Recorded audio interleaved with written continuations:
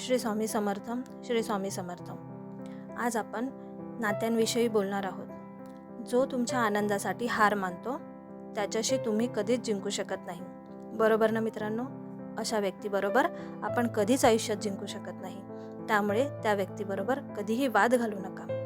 दुसरी गोष्ट म्हणजे आयुष्यात सगळं काही पुन्हा मिळू शकतं, पण वेळेबरोबर हरवलेलं नातं आणि वेळेबरोबर हरवलेला विश्वास पुन्हा मिळू शकत नाही.